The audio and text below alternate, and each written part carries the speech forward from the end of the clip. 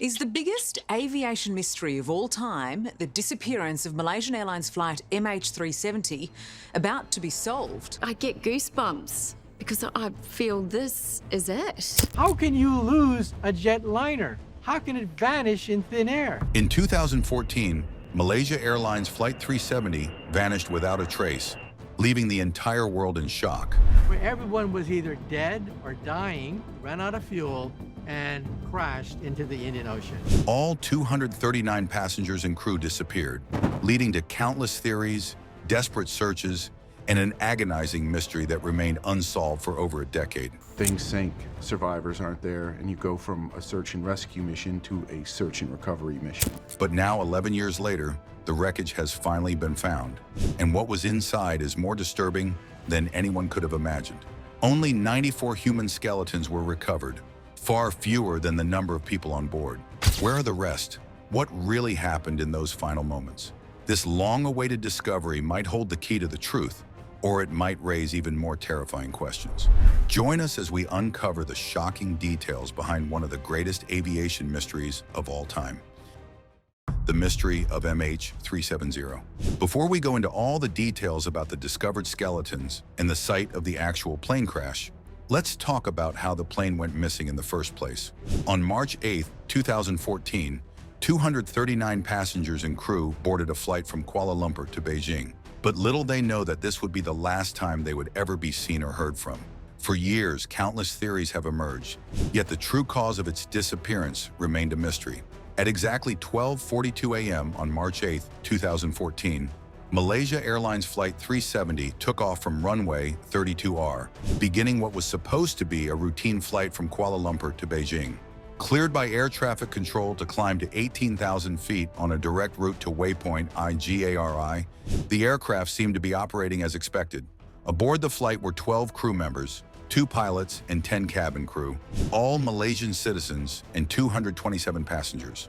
The pilot in command, 52-year-old Captain Zaharie Ahmad Shah from Penang, was a highly experienced aviator with 18,365 flight hours. He had been with Malaysia Airlines since 1981, serving as a type rating instructor and examiner since 2007. The co-pilot, 26-year-old First Officer Farik Abdul Hamid, had accumulated 2,763 flight hours. This was his final training flight before he was due to be examined on his next trip. But sadly, this was an opportunity he would never get.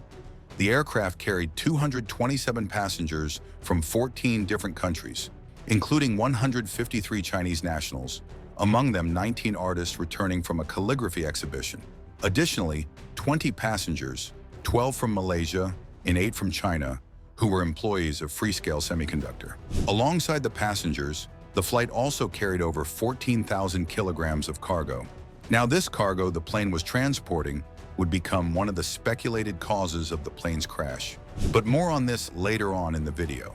Scheduled to arrive in Beijing at 6:30 a.m., the flight had an estimated duration of 5 hours and 34 minutes, consuming about 37,200 kilograms of jet fuel.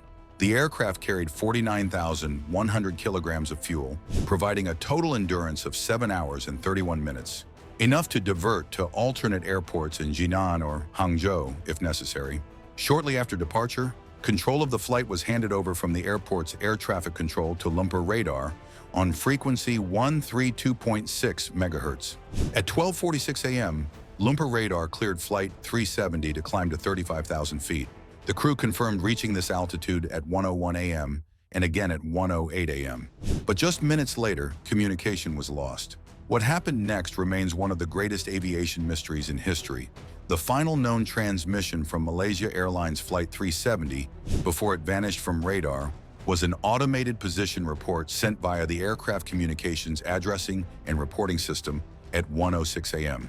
This message confirmed that the aircraft still had 43,800 kilograms of fuel remaining. At 1:19 a.m., the last verbal communication with air traffic control occurred when Captain Zaharie Ahmad Shah acknowledged the transition from Lumpur radar to Ho Chi Minh ATC. The crew was expected to check in with Ho Chi Minh ATC as the aircraft entered Vietnamese airspace. But sadly, that call never came. Around 1:30 a.m., the captain of another aircraft flying in the same region, attempted to reach Flight 370 using the International Air Distress Frequency at the request of Vietnamese ATC. The captain later reported that he was able to make contact but only heard mumbling and static noises. At 2:39 a.m. and again at 7:13 a.m., attempts were made to contact the cockpit of Flight 370. Both calls went unanswered, but the aircraft's satellite data unit acknowledged them. This was a chilling indication that the plane was still capable of receiving transmissions.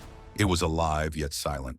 At 1:20 p.m., the aircraft appeared on radar screens at the Kuala Lumpur Air Traffic Control Center. Just seconds later, its Mode S transponder signal disappeared. By 1:21, it had vanished entirely from both civilian and military radar screens. This disappearance wasn't due to mechanical failure alone. Air traffic control relies on secondary radar, which depends on an aircraft's transponder to emit signals. Once the transponder stopped functioning, Flight 370 effectively slipped out of sight. However, primary radar used by militaries continued tracking the plane for some time. Estimates suggested that the plane still carried 41,500 kilograms of fuel when it dropped off radar screens. But here's where things get stranger. According to Malaysian military radar, instead of continuing toward Beijing, Flight 370 made a sharp right turn, followed by a left turn that set it on a southwesterly course. Is yet to be determined. ABC's Gloria Riviere is at the Beijing airport with the latest. Civilian primary radar at Sultan Ismail Petra Airport corroborated these movements, detecting the aircraft 4 times between 1:30 a.m. and 1:52 a.m. These detections aligned closely with the military's radar data, painting a picture of a deliberate change in trajectory. By 1:52 a.m., Flight 370 passed just south of Penang Island before crossing the Strait of Malacca. Its path traced air route N571, passing near waypoints Phi AMPI, MEKAR, NILAM, and possibly IGOGU. The last confirmed radar detection occurred at 2:22 a.m., roughly 458 kilometers northwest of Penang Airport, at an altitude of 29,500 feet. Now there's a question that's looming large. Why didn't other countries' radars pick up Flight 370 after this point? The answer lies in the sensitive nature of military radar systems. Countries are often reluctant to share detailed information about their capabilities, fearing exposure of vulnerabilities. Indonesia, for example, operates an early warning radar system, but its ATC radar did not register any aircraft using Flight 370's transponder code during this period. While Indonesian military radar tracked the plane earlier, when it was en route to waypoint IGARI, officials provided little clarity on whether they detected it afterward. Thailand and Vietnam also picked up Flight 370 on radar before the transponder ceased functioning. In fact, Vietnam's Deputy Minister of Transport, Pham Quy Tu, revealed that his team noticed the aircraft turning back west and informed Malaysian authorities twice on the same day. Yet despite these alerts, crucial details seem to slip through the cracks. Speculations of the disappearance. The disappearance of MH370 remains one of the greatest aviation mysteries of all time. So, what caused Flight 370 to deviate so dramatically from its intended course? Was it a hijacking, a technical malfunction, or something more sinister? Theories abound, but concrete answers remain elusive. Flight 370 was last detected by civilian radar at 1:21 a.m. after its transponder stopped functioning. Hours later, at 2:25 a.m., the aircraft's satellite communication system rebooted and sent a log-on request to Inmarsat's network. For the next 6 hours, the satellite data unit responded to periodic status requests, but no calls from the cockpit were answered. The final handshake occurred at 8:19 a.m., followed by silence. This sequence raises critical questions. Why did the satellite system go offline initially, only to reboot hours later? Was this a deliberate act, or did some catastrophic event temporarily disable the system before it powered back on? And why did the plane continue flying for so long without any word from the crew? One intriguing theory comes from Texas A&M University mathematician Gung Chen, who argues that MH370 likely entered the water vertically.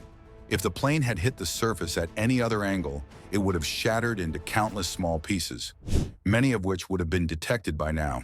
This suggests the wreckage may remain intacter, nearly so at great depths beneath the ocean. I wanted to be the one to solve it. I wanted to find the plane wherever it was. Among the most controversial theories is the possibility that one of the pilots deliberately diverted the plane into the Indian Ocean as an act of murder-suicide. While Malaysian police investigations found no evidence of recent financial distress or behavioral changes in either pilot, U.S. officials believe someone in the cockpit reprogrammed the autopilot to head south over the Indian Ocean. Captain Zahari Ahmad Shah, in particular, became a focal point after reports revealed that his home flight simulator contained a simulated route closely matching the projected path of MH370 over the Indian Ocean. These findings were not included in publicly released investigative reports, raising questions about transparency. Retired engineers Jean-Luc Marchand and Patrick Blely further supported this theory in 2023 through detailed analysis. Another plausible explanation involves a power interruption aboard the aircraft. At 1:07 a.m., the SATCOM link responded to a ground-to-air ACARS message. But between 1:07 and 2:03 a.m., power was lost to the satellite data unit. This piece of equipment that controlled the plane's communication with the satellite. The loss of communication could have been due to a manual shutdown or a technical malfunction. Malaysian Prime Minister Najib Razak suggested that the radar transponders and flight data transmission systems were deliberately turned off to conceal the plane's position. Supporting this theory, the SDU rebooted itself at 2:25 a.m., sending a logon request, a sign that power had been restored temporarily. Authorities reviewed the backgrounds of all passengers listed on the manifest, focusing on 2 Iranian men who boarded with stolen passports, 1 Austrian and 1 Italian. However, these individuals were later identified as asylum seekers, and Interpol concluded that the incident was unlikely related to terrorism. Chinese officials also ruled out involvement by Chinese citizens on board, stating there was no connection to destruction or terror attacks. Flight 370 carried approximately 10,806 kilograms of cargo, including lithium-ion batteries weighing 2,453 kilograms. People's attention to the problems that this plane possessed, a vulnerability. Investigators questioned handlers of the cargo to rule out sabotage, though the batteries were packaged according to IATA guidelines. Still, lithium-ion batteries have caused fires on other flights, prompting strict regulations. If the batteries ignited mid-flight, they could have led to catastrophic consequences, such as fire or smoke incapacitating the crew. An analysis by the Australian Transport Safety Bureau suggests that an unresponsive crew or hypoxia scenario best explains the available evidence. If the crew became incapacitated due to oxygen deprivation, the aircraft would likely continue flying on autopilot until running out of fuel. After engine flameout, the plane may have entered a spiral dive, crashing into the ocean within 20 nautical miles of where the engines failed. Supporting this theory, the flaperon analysis showed that landing flaps were not extended, indicating a high-speed descent. In May 2018, the ATSB reiterated that the flight was likely not under control when it crashed. Reported sightings? In the days, weeks, and months following the disappearance of Malaysia Airlines Flight 370, the world was captivated by a flurry of reports from ordinary people who claimed to have witnessed something extraordinary. Fishermen, oil rig workers, islanders, and even a British woman sailing across the Indian Ocean came forward with accounts that seemed to offer glimmers of hope, but ultimately deepened the mystery. It's like an Agatha Christie mystery. Everyone in the manor house is now a suspect. On March 8th, 2014, as the world scrambled for answers, stories began pouring in from unexpected places. Off the coast of Kota Baru, a fisherman recounted spotting an unusually low-flying aircraft, its engines roaring overhead. Was it Flight 370 making an emergency descent, or just another plane passing through? Near Vung Tau, Vietnam, an oil rig worker reported seeing a burning object streaking across the sky, a claim credible enough to prompt Vietnamese authorities to launch a search and rescue mission, though no wreckage was found. Meanwhile, residents of the remote Kuta Huvadhu atoll in the Maldives described witnessing what they believed to be a large commercial jet flying far off course. Months later, a British sailor recounted seeing an aircraft on fire while navigating the Indian Ocean. Despite these vivid descriptions, none of the reports could be substantiated, leaving the world with more questions than answers. As hope waned, governments mobilized one of the largest and most expensive search operations in aviation history. Initially focused on Southeast Asia, The search quickly expanded after satellite data suggested the plane might have traveled thousands of miles into the southern Indian Ocean. From March 18th to April 28th, 19 vessels and 345 military aircraft scoured over 4.6 million square kilometers of ocean, conducting aerial and maritime searches. Despite this massive effort, no conclusive evidence emerged. When surface searches proved fruitless, attention turned to the depths below. A bathymetric survey mapped the seabed, followed by sonar sweeps using specialized equipment. The underwater search zone lay approximately 1,800 kilometers southwest of Perth, Australia, a desolate stretch of water notorious for its treacherous depths and harsh conditions. Coordinated by the Joint Agency Coordination Center, the operation brought together resources from Malaysia, China, and Australia. For nearly 3 years, teams worked tirelessly to locate the lost aircraft. By January 2017, the official search was suspended after costing a staggering $155 million. Of this budget, 86% went toward the underwater search, 10% toward bathymetric surveys, and 4% toward program management. Well, the search is continuing this morning for the Malaysia Airlines plane which vanished on a flight from Kuala Lumpur to Beijing. Malaysia bore the brunt of the financial burden, contributing percent, while Australia covered 32% and China contributed percent. Though billions had been spent, the only tangible evidence recovered consisted of scattered debris washing up along African coastlines. Even as the search officially ended, investigators remained undeterred. Using satellite imagery and drift analysis, the Australian Transport Safety Bureau identified a new area of focus, a 25,000 square kilometer region where Flight 370 might have gone down.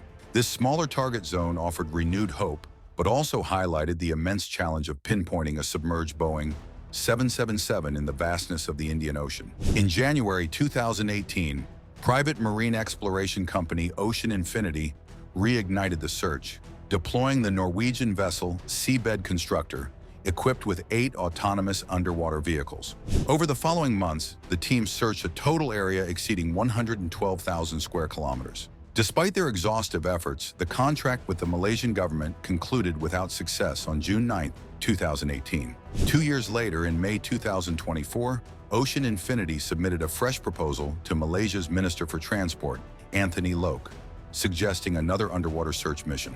On December 20, 2024, the Malaysian government announced plans to resume the search under a no-fine, no-fee agreement. This renewed effort would see Ocean Infinity scanning a 15,000 square kilometer patch in the southern Indian Ocean at an estimated cost of $70 million. Payment would only be made if the wreckage were successfully located. Looking back to the early days of the investigation, the Kuala Lumpur Aeronautical Rescue Coordination Center was activated at 5:34 hours after communication was lost with the aircraft to coordinate initial search and rescue efforts. These began in the Gulf of Thailand and the South China Sea, but were soon expanded based on emerging radar data indicating that Flight 370 may have turned around before disappearing from radar screens. On March 12th, the chief of the Royal Malaysian Air Force revealed that an unidentified aircraft believed to be Flight 370 had traversed the Malay Peninsula and was last detected on military radar approximately 370 kilometers northwest of Penang. Consequently, the search zone was extended to include the Andaman Sea and Bay of Bengal.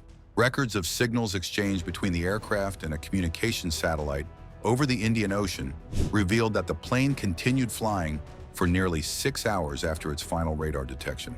Analysis of these signals placed the aircraft along one of 2 arcs equidistant from the satellite when its last signal was sent. Authorities initially considered both arcs, but eventually ruled out the northern arc due to its passage through heavily militarized airspace, where such activity would likely have been detected. With that possibility eliminated, the focus shifted to the southern Indian Ocean, west of Australia, one of the most remote and unforgiving places on Earth. On March 17th, Australia took charge of the search, directing efforts to a vast 315,000 square kilometers area southwest of Perth. The region was infamous for rough seas, extreme weather, and deep ocean floors. Satellite images showed possible debris, but when search teams investigated, nothing conclusive was found. As new calculations emerged, the search area was repeatedly adjusted, moving northeast by 1,100 kilometers on March 28th and again on April 4th. From April 2nd to 17th, search teams raced against time to detect the aircraft's underwater locator beacons. Now you're attached to an umbilical to this thing, so this thing goes up and down and is... whose batteries were expected to die around April 7th. 3 ships, Australia's ADV Ocean Shield, China's Haixun 01, and the UK's HMS Echo were deployed, each equipped with specialized sonar technology. Between April 4th and 8th, they picked up sounds resembling ULB signals. Hopes soared as experts considered the possibility that these signals came from the missing aircraft. But despite weeks of sonar scanning from April 14th to May 28th, no confirmed wreckage was found.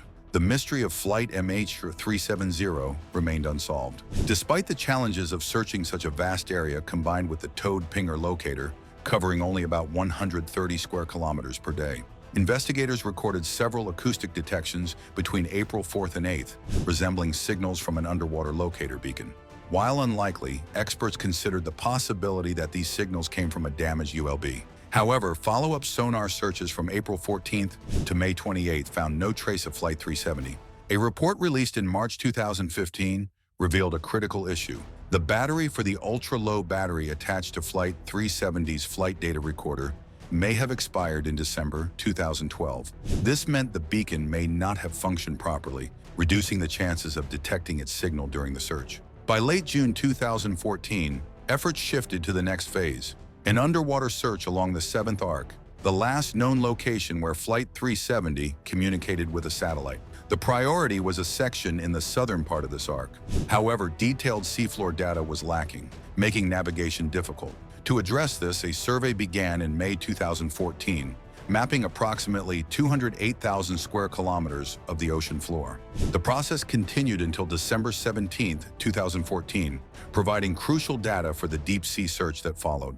In October 2014, Malaysia, China, and Australia launched an extensive deep-sea search, committing to scanning 120,000 square kilometers of the ocean floor. Specialized vessels equipped with side-scan sonar, multi-beam echo sounders, and video cameras combed the depths.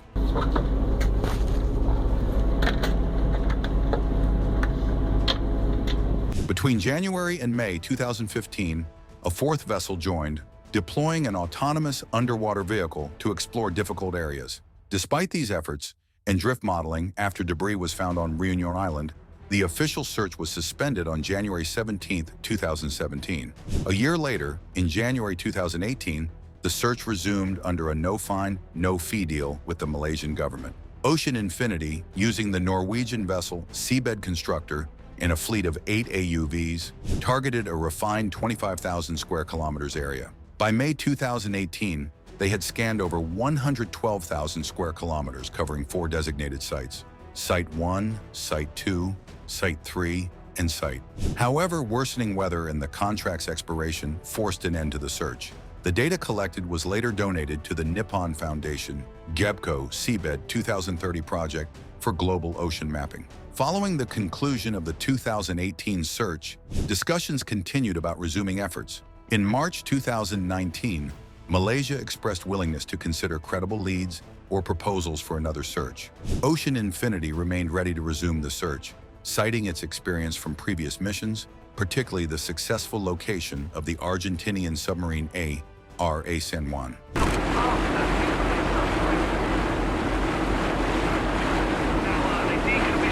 By March 2022, Ocean Infinity committed to restarting the search in 2023 or 2024, pending approval by the Malaysian government. CEO Oliver Plunkett hoped to use Ocean Infinity's new Armada vessel for the mission, though Malaysia requested additional evidence before approving further searches. Days before the 10th anniversary of the disappearance in March 2024, Malaysia announced plans to consult with Australia regarding another expedition by Ocean Infinity.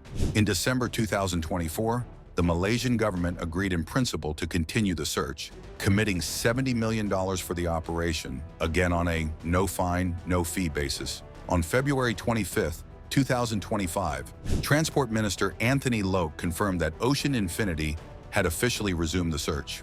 Meanwhile, marine debris discoveries provided some clues. By October 2017, 20 pieces believed to originate from Flight 370 were recovered from beaches in the Western Indian Ocean. Among these, the first positively identified item a right flaperon, was found in July 2015 on Reunion Island. Serial numbers on internal components linked it definitively to Flight 370. Other significant finds included parts of the right stabilizer and right wing, discovered off Mozambique in 2016. Cameraman, please. These discoveries aligned with drift models conducted by the Commonwealth Scientific and Industrial Research Organization, reinforcing their origin from the crash site near 35.6 degrees south, 92.8 degrees east.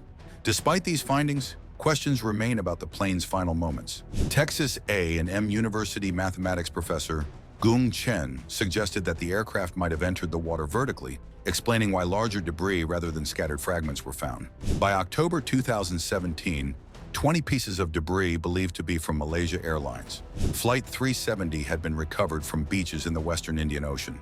Of these, 18 items were identified as very likely or almost certain to originate from MH370, while the remaining 2 were assessed as probably belonging to the missing aircraft. These discoveries provided critical clues about the crash site and supported the drift models developed by scientists. On August 16, 2017, the Australian Transport Safety Bureau released 2 significant reports. One analyzed satellite imagery captured on March 23, 2014, 2 weeks after MH370 disappeared, and classified 12 objects in the ocean as probably man-made. The second report, conducted by Australia's Commonwealth Scientific and Industrial Research Organization, performed a drift study of the recovered debris. This analysis pinpointed the crash area with unprecedented precision at 35.6 degrees south, 92.8 degrees east-northeast of the primary 120,000 square kilometers underwater search zone. The flaperon discovery. The first definitive piece of evidence came in late July 2015 when a right flaperon was discovered on a beach in Saint-André, Réunion, an island in the Western Indian Ocean approximately 4,000 kilometers west of the underwater search area. This trailing edge control surface became the first item positively linked to MH370. The flaperon was transported from Réunion, an overseas department of France, to Toulouse, where it underwent meticulous examination by France's Civil Aviation Accident Investigation Agency, the Bureau of Inquiry and Analysis for Civil Aviation Safety, and a French Defense Ministry laboratory. Investigators from Malaysia also traveled to both Réunion and Toulouse to assist in the analysis. We'd walked along and seen this thing lying there, so yeah, and then we picked it up and... On September 3rd, 2015, French officials announced that serial numbers found inside the flaperon, retrieved using a borescope, linked it with certainty to MH370. This discovery sparked renewed interest in the search effort. French police conducted a thorough search of the waters around Réunion for additional debris, uncovering a damaged suitcase initially thought to be connected to the flight. However, authorities later cast doubt on this connection. The location of the flaperon aligns perfectly with CSIRO's drift modeling, which predicts how debris would disperse over 16 months from the suspected crash site off the coast of Australia. Interestingly, researchers examined the barnacles covering the flaperon. These Lepisantifera barnacles grow only underwater and form distinct patterns based on their environment. Analyzing them offered insights into the flaperon's journey across the Indian Ocean. In February 2016, another major breakthrough occurred when Blaine Gibson, an American lawyer searching for MH370 debris, discovered a fragment bearing the stenciled label NOSTEP on a sandbank in the Bazaruto archipelago off Mozambique. Located about 2,000 kilometers southwest of Réunion, this object was sent to Australia for analysis. Experts confirmed it was almost certainly a horizontal stabilizer panel from MH370. Around the same time, Liam Lotter found a gray piece of debris on a beach in southern Mozambique. Initially overlooked, his family alerted authorities after learning about Gibson's find some 300 kilometers away. Further examination revealed the part carried the stenciled code 676EB, identifying it as part of a Boeing 777 flap-track fairing. The lettering matched those used by Malaysia Airlines, making it highly probable that the fragment originated from MH370. Both discoveries aligned with the CSIRO's drift model, reinforcing the theory that the debris drifted thousands of kilometers from the crash site. We want to have a larger market, not just depending on one major source of market, but a larger. On March 7, 2016, more debris was discovered on Reunion Island. Described as an unidentified gray item with a blue border, it prompted Malaysian and Australian authorities to send teams to verify its origins. Though inconclusive at the time, the find added to the growing collection of potential MH370 artifacts. South African archaeologist Niels Kruger stumbled upon a gray piece of debris near Mossel Bay. Notably, it bore a partial logo of Rolls-Royce, the manufacturer of MH370's engines.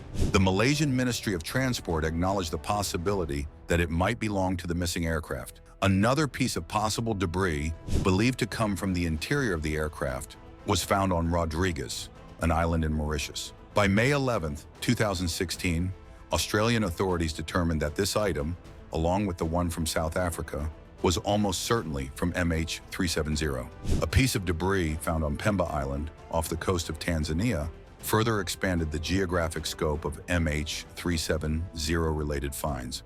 After initial examinations, Malaysia's Transport Ministry confirmed on September 15, 2016, that the fragment, a section of the aircraft's outboard flap, belonged to MH370.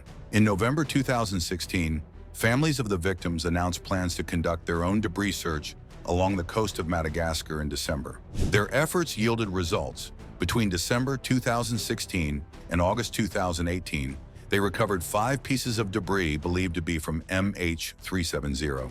These fragments were handed over to Malaysian Transport Minister Anthony Loke in November 2018 for further analysis. But ultimately, the site of the plane crash itself remains a mystery to this very day. While the recovery of marine debris has provided valuable evidence about MH370's fate, many questions remain unanswered. Each new discovery brings us closer to understanding what happened to the ill-fated flight, yet the full truth continues to elude investigators. Do you believe we'll get an answer someday to this discovery, or do you think otherwise? This was found washed ashore, and it's probably interior cabin debris. Share your thoughts in the comments below. Remember to like, share, and subscribe for more. Also, click the following video shown on your screen. You will enjoy it.